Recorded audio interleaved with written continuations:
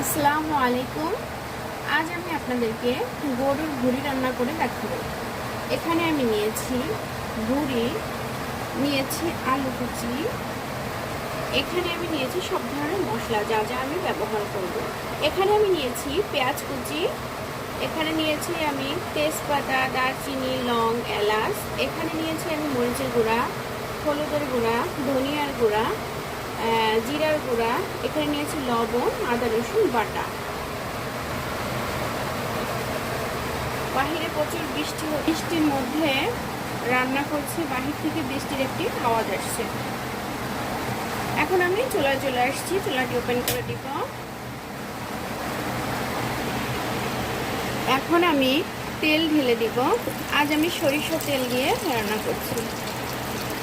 আমরা সবসময় অবশ্য সরিষার তেলটাই খাই। এখন আমি দিয়ে দিব পেঁয়াজ কুচি।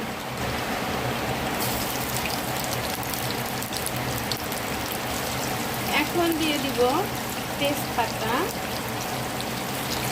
দিয়ে দিব লং, দারচিনি, এলাচ। এগুলো আমি নেড়ে চেড়ে নিব। পেঁয়াজ যখন লালচে ভাব হয়ে আসবে তখন আমি আদা রসুন বাটা দিয়ে দেব।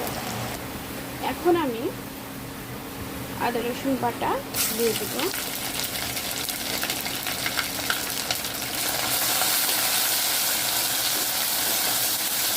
ভালোভাবে মশলাটি ভেজে নেব। এখন আমি পানি দেব।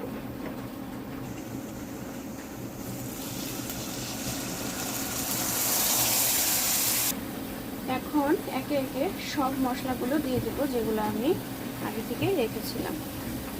হলুদের গুঁড়া, জিরার গুঁড়া, ধনিয়ার গুঁড়া, লবণ, মরিচের গুঁড়া, যেগুলো আগে থেকে রেখে দিয়েছিলাম। এখন আমি ভুঁড়িগুলা দিয়ে দিব। ভুঁড়িগুলো আমি আগে থেকে জাল করে নিয়েছিলাম। এগুলা হলুদ লবণ দিয়ে তেল দিয়ে 2 দিন জাল করে নিয়েছি। এখন ভুঁড়িগুলো দিয়ে দিব একে একে। আলু কুচি আমি যে আলুটা রেখেছিলাম কুচি করে, ওটা আমি পরে দিব, কেননা এখন দিলে আলুটা বেশি সিদ্ধ হয়ে যাবে। তো আমি ভুঁড়িটা সুন্দর করে মশলা দিয়ে কষিয়ে নেব। এখন ঢাকনা দিয়ে ঢেকে রাখবো। এটা ভালোভাবে কষিয়ে নেওয়ার পরে আলু দেব। এখন ঢাকনাটি খুলে দেখবো কি অবস্থা।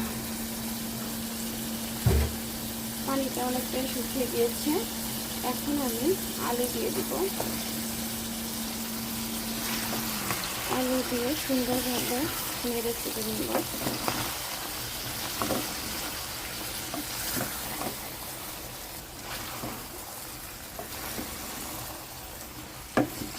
এখন আমি আরেকটু গরম পানি দিয়ে দিব।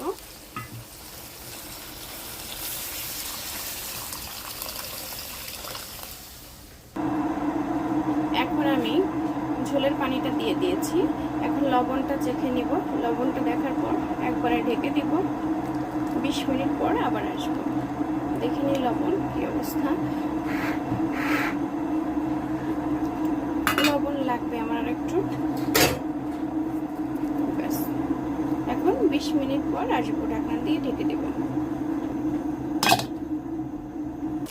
এখানে আমি ব্রেস্তার জন্য নিয়েছি পেঁয়াজ, নিয়েছি 4টা শুকনো মরিচ, এবং নিয়েছি আমি জিরা, 2টা এলাচ। এগুলো আমি ভেজে পাটায় বেটে নিব। নিয়ে বুড়িটি যখন আবার ঠিক তার 5 মিনিট আগে এই ব্রেস্তা বাটাটা দিয়ে দেব। এটা দিলে ভুঁড়ি খেতে আরও বেশি মজা হবে।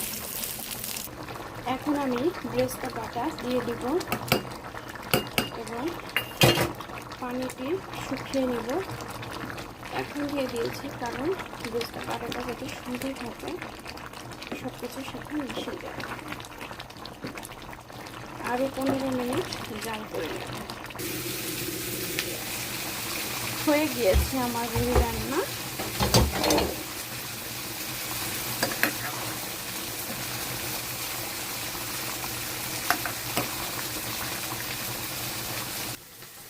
হয়ে গিয়েছে আমার ভুঁড়ি রান্না।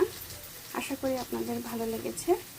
যদি রান্নাটি দেখে একটু ভালো লেগে থাকে তাহলে অবশ্যই লাইক করবেন এবং সাবস্ক্রাইব করে দিবেন। আজ এ পর্যন্তই, ভালো থাকবেন। আল্লাহ হাফেজ।